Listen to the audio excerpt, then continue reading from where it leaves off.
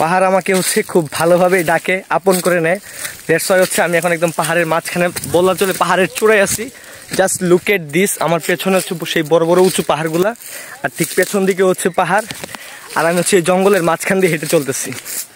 Just look at this. আমি এখন target ওই সেই টপ ফ্লোরে ওঠার জন্য, যেটার উচ্চতা প্রায় 650 ফিট। আমি চেষ্টা করবো ঠিক সেটাতে ওঠার। আর আমার এখন বর্তমান অবস্থান হচ্ছে দুর্গাপুরের গারো পাহাড়ে। আশা করি অনেক ইন্টারেস্টিং কিছু আমার জন্য ওয়েট করতে। সবথেকে বড় কথা হচ্ছে এখানে পথ হারানোর সম্ভাবনা সবথেকে 99%। তারপরেও আমি চেষ্টা করছি সব কিছু খেয়াল রাখার জন্য যে আমি কোন দিক দিয়ে উঠতে পারবো।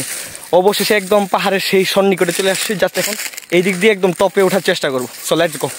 Just look at this guys, আমি অবশেষে এই পাহাড়ের টপে চলে আসছি। আমার পেছনে আর আমার এই পাহাড়ের থেকে কোনো উঁচু পাহাড় নেই। আপনারা একবার দেখেন।